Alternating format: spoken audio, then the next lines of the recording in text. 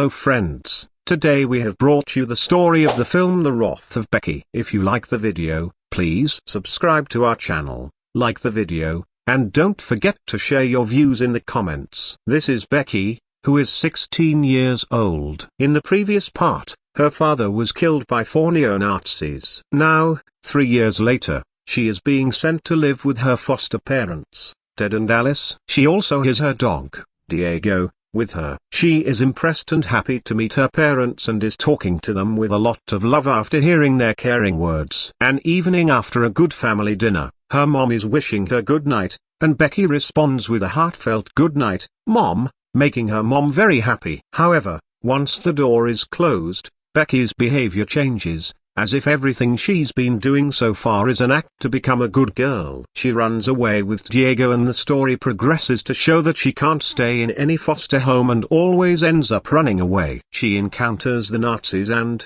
hoping to be capable of meeting them again and avenging her father, she continues her survival training. She meets Elena one day, who she likes, and starts living in her house on rent.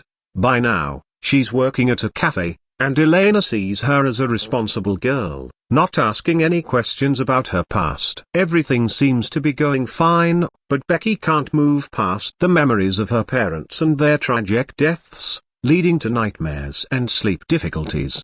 One day, while working at the cafe, Becky encounters a man who is being rude to her. She imagines how she could hurt him, but then she calms herself and leaves work. At home, she and Elena are playing cards after dinner. In their conversation, Elena's pain of being alone becomes evident, and she decides to give Becky a place in her home to keep bad people away. The next morning, as usual, Becky is at work. 3 people named Anthony, DJ, and Sean visit the cafe. Initially, they make inappropriate comments about Becky, then they start talking among themselves. It becomes clear that these 3 are members of a terrorist gang named Noblemen working against the government. The story continues with their planning, heading towards someone named Daryl to meet on the side of the road. Those people are ordering Becky very rudely, so she fulfills their order in anger and deliberately spills hot coffee on Anthony, waiting silently until her shift ends to scare her and teach her a lesson. The 3 people follow Becky home. When darkness falls all around, they silently enter the house.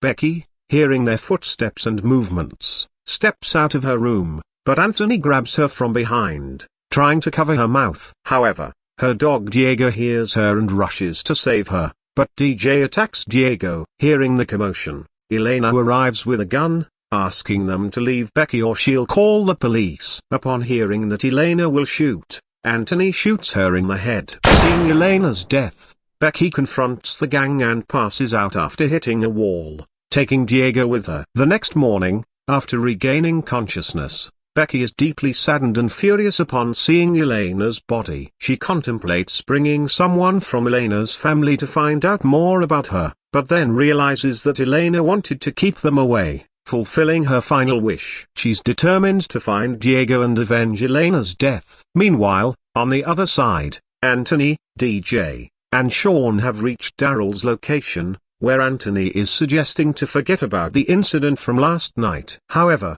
Sean isn't happy with his action and isn't supportive of it. Preparing herself and recalling that the group was discussing meeting someone named Daryl, Becky extracts 2 local addresses connected to that name. The first address leads Becky to an elderly woman named Daryl Sr., whom she finds in a stable condition and then moves on to the next address. The second address takes Becky far from the city to a cabin, who ends up vomiting in the restroom. Becky enters the cabin and finds evidence that suggests these people are actually members of the Noblemen terrorist organization. They are planning an armed attack against Senator Hernandez in the name of a protest. The next day, they have detailed plans for executing his murder. Becky is taking photos of all their plans. Suddenly, upon hearing their voices, she hides under the bed. Daryl notices that Sean is nervous and tries to boost his confidence by talking to him. He tells him that there are many like him in the army who work for this terrorist organization,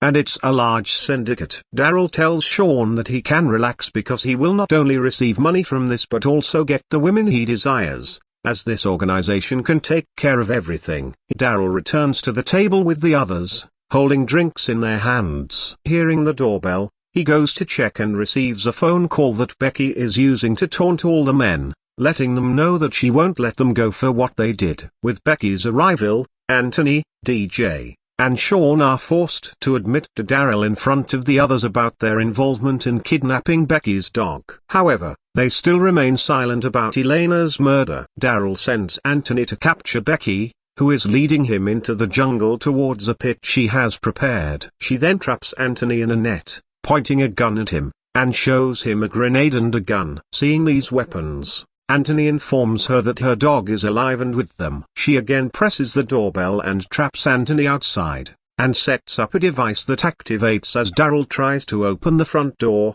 causing his head to explode. Angry and shaken by these events, Daryl is now pointing a gun at Becky, trying to force her to reveal the truth about her actions. DJ and Sean explain to Daryl about Elena's murder. Watching all of this unfold, scared Sean realizes that the protest rally tomorrow, which will draw thousands, will be even more violent than he anticipated. He's trying to leave the organization, but Daryl is blocking his path, intending to kill him. Becky is calling on the phone again, so he chases after her. Just as Becky had brought Anthony to her last time, she's leading Twig away this time as well, heading towards the garage. On the other side, Daryl is urging DJ to admit his mistake and take the responsibility for endangering Becky's life. Meanwhile, Twig is continuously firing shots, trying to locate and eliminate Becky. In another scene, frightened DJ, who is behind Daryl, is running away by suggesting Daryl to go into the garage with Becky to face her fate. Becky, on the other hand, is trapped in the trap she set, firing with a smoke gun at Twig. Though she's wearing a mask, the toxic gas from Twig is and Daryl Jr. is his son. She reveals that she is the secret mastermind behind the Noblemen terrorist organization's work, which these people are currently engaged in. Daryl Sr. is attempting to taunt Becky by using Becky's dog to fetch her dog if she doesn't reveal the drive's location. However, by that time, Becky has already freed herself. She splashes mace on Daryl Jr.'s eyes, causing him discomfort and making him leave the room to wash his face. In the meantime, Daryl Sr. is advancing to shoot Diego, but before that, Becky throws a knife into his forehead. Then she escapes towards the jungle again. Daryl Jr., after washing his eyes, realizes that his mother is lying dead on the ground with a knife in her forehead. Becky has disappeared. In a mixture of grief and anger, Daryl Jr. is following Becky in the jungle with a gun. Becky once again lures Daryl Jr. using her tricks and leads him towards a spot with traps set for animals. She stops a bit away, turning to face him, causing him to step into an animal trap. With a sudden jerk and pain, he falls down, and as he falls, another trap catches his throat, leading to his death. Satisfied with his death, Becky retrieves her key and returns to the cabin to find Diego alive. 24 hours later, CIA agent Kate Montana is conducting an interview with Becky at the CIA office.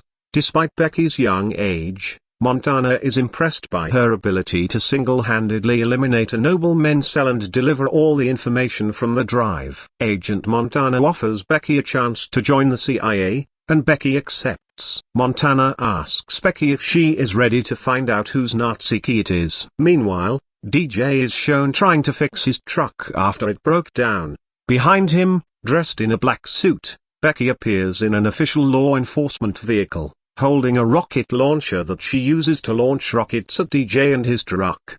With this, the movie concludes here.